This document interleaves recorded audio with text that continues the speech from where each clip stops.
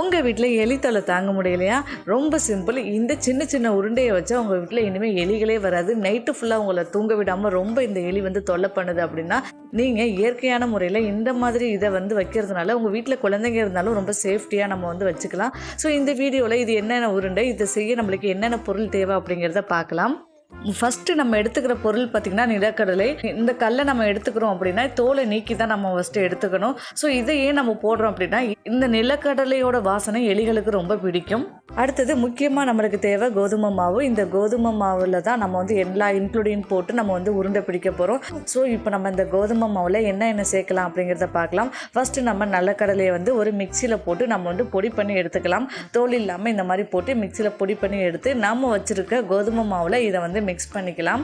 அடுத்தது நம்ம இந்த மாவில் சோடாப்பு, ஆப்ப சோடான்னு சொல்லுவோம் இல்லையா, அதை நம்ம சேர்க்கணும். இது சேர்க்கறதுனால எலிகளோட வயிற்றில் பார்த்திங்கன்னா கார்பன் டை ஆக்சைடு வாயு உருவாகுது. அடுத்தது பார்த்திங்கன்னா இந்த மாதிரி விக்ஸ், நம்ம வீட்டில் தேவையில்லாத இந்த மாதிரி சின்ன சின்ன விக்ஸ் டப்பாலாம் இருக்குது இல்லையா, அது எக்ஸ்பைரி டேட் முடிஞ்ச விக்ஸாக இருந்தாலும் ஒன்றும் பிரச்சனை இல்லை. இந்த மாதிரி விக்ஸை நம்ம கொஞ்சோன்னு எடுத்து அந்த மாவில் போட்டு மிக்ஸ் பண்ணணும். ஸோ இது விக்ஸு கண்டிப்பாக போடணும்னு இல்லை, இந்த மாதிரி போட்டிங்க அப்படின்னா இன்னுமே நல்லது. இந்த விக்ஸை அதில் நம்ம ஜாயின் பண்ணுறதுனால எலிகளுக்கு மூச்சு திணறல், வாந்தி இந்த மாதிரிலாம் வரும்னு சொல்கிறாங்க.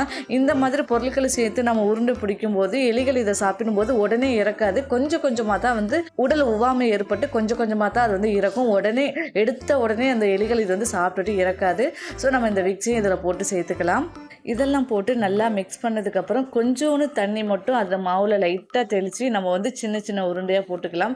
எடுத்த உடனே நிறைய தண்ணி விட்டுறாமல் நம்ம சப்பாத்திக்கு மாவு பிசைவோம் இல்லையா, அது மாதிரி நம்ம பெரட்டி சின்ன சின்ன உருண்டை போட்டுக்கலாம். இந்த மாதிரி சின்ன சின்ன உருண்டை போட்டதுக்கப்புறம் எந்த இடத்துலலாம் எலி அதிகமாக இருக்குன்னு நீங்கள் நினைக்கிறீங்களோ அங்கெல்லாம் ஒன்று வச்சுருங்க. இதை தொடர்ந்து நம்ம வைக்கிறதுனால நம்ம வீட்டில் உள்ள எலிகள் தொல்லையிலேருந்து நம்ம முற்றிலும் விடைபெறலாம்.